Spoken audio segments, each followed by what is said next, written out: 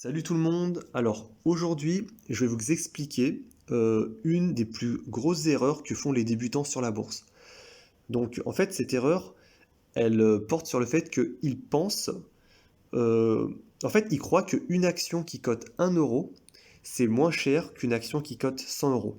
Donc souvent, dès qu'ils commencent, ils vont chercher les actions, les penny stocks, qui cotent 1 euro ou moins d'1 euro, en se disant que bah, si j'achète cette action-là, je vais gagner énormément d'argent, que le potentiel de hausse il sera très important, alors que si j'achète une action qui a 100 euros, et ben en fait, elle a de fortes chances de baisser, parce qu'elle a déjà beaucoup monté, et que son potentiel de hausse sera fortement limité. Donc voilà, donc il vaut mieux que j'achète des actions qui ont des prix très bas. Parce que voilà, si j'achète mon action à 1 euro, et si elle monte à 100 euros, je fais x100 et je deviens très très riche. Mais en fait, ils sont totalement dans l'erreur, ils ont archi faux. La réalité, c'est que ce qui compte le plus, en fait, c'est pas le prix de l'action, c'est la capitalisation boursière. Et en fait, ce qu'il faut comprendre, c'est que le prix de l'action, lui, il va dépendre de la capi, donc de la capitalisation boursière, et du nombre d'actions.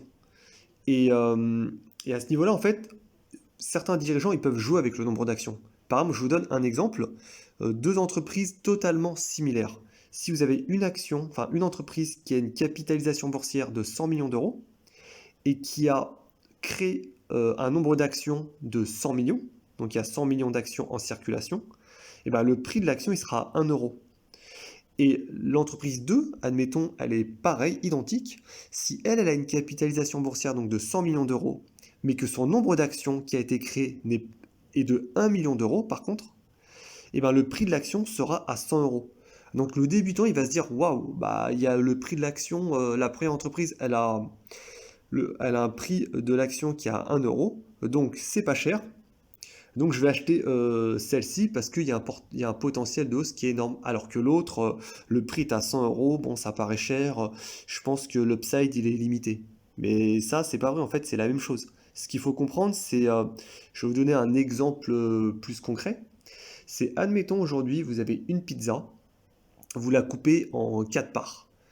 Bah, la part, elle sera relativement grosse, mais quoi qu'il arrive, de toute façon, vous avez de la pizza.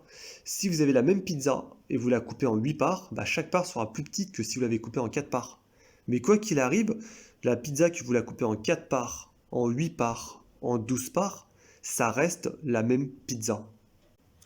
Donc en réalité, le moyen, en fait, pour savoir si une action est chère ou pas, c'est que vous devez comparer la capitalisation boursière avec les fondamentaux de l'entreprise. Autrement dit, vous devez comparer donc la capi avec le bilan de l'entreprise, le compte de résultat de l'entreprise et le tableau des flux de trésorerie. Donc vous devez regarder en fait, on va parler de multiples de valorisation. Donc c'est simple, ça va être juste des simples divisions.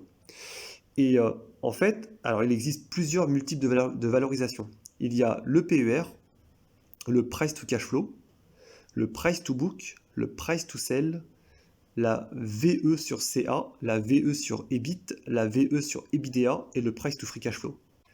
Donc en fait, c'est tous ces multiples de valorisation qui vont permettre de savoir si l'action qu'on achète est chère ou pas chère.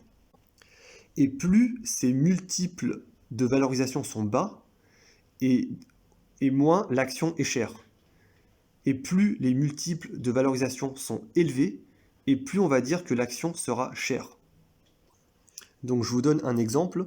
Par exemple, alors le ratio, le multiple de valorisation le plus connu, c'est le PER, qu'on appelle le Price Earning Ratio, qui lui correspond à la capitalisation boursière divisée par le résultat net de l'entreprise. Donc par exemple, si jamais j'ai un PER de 10, ça veut dire que mon entreprise, elle capitalise 10 fois les bénéfices. Donc c'est-à-dire qu'il faut 10 années de bénéfices pour payer en fait l'entreprise. Et donc, donc plus le PR il est élevé et plus on va dire que la société, plus l'action est chère, plus le PR est faible et moins l'action est chère. Donc par exemple, si j'ai un PER de 50, bah, je vais dire que c'est cher, par exemple, ou même un PER de 30, je vais dire que c'est cher. Si j'ai un PER de 5, je vais dire que c'est pas cher. Parce qu'il faudra 5 années de bénéfices pour rembourser le prix de l'action. Voilà. Après, ce qui est important, c'est que tous les multiples de valorisation, il va falloir les comparer donc par rapport au secteur d'activité, par rapport aux concurrents de l'entreprise et par rapport au marché boursier. Donc je vous donne un exemple. Si par exemple j'ai une action, donc j'ai Peugeot qui a un PER de 5 et j'ai Renault par exemple qui a un PER de 7, eh ben, je dirais que Renault est plus cher que Peugeot.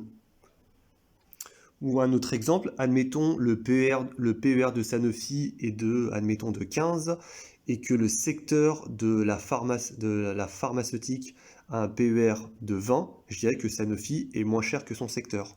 Ou bien si par exemple le PER du CAC 40 est de 18 et que le PER de BNP est de 10, je dirais que le PER, enfin que BNP se paye moins cher que le marché. Et dernier point, il faut également en fait comparer les multiples de valorisation donc de l'action par rapport à son historique de multiples. Par exemple, je reprends, admettons l'action BNP. Si historiquement, on va dire qu'elle évolue sur un PER qui varie entre, admettons, entre 8 et 10, et qu'aujourd'hui le PER il est de 5, alors je vais dire que l'action n'est pas chère par rapport à son historique de valorisation. Mais si par exemple aujourd'hui BNP est sur un PER de 13, admettons, et que historiquement elle est plutôt vers un PER de 10, par exemple sur les 10 dernières années, bah là je vais dire que BNP peut être relativement cher par rapport à son historique de valorisation. Donc voilà, donc pour résumer, alors une action qui cote à 1 euro n'est pas forcément moins chère qu'une action qui cote à 100 euros. Et en fait, tout va dépendre des fondamentaux de l'entreprise. Il va falloir calculer donc les différents multiples de valorisation pour savoir si la société est chère ou pas chère.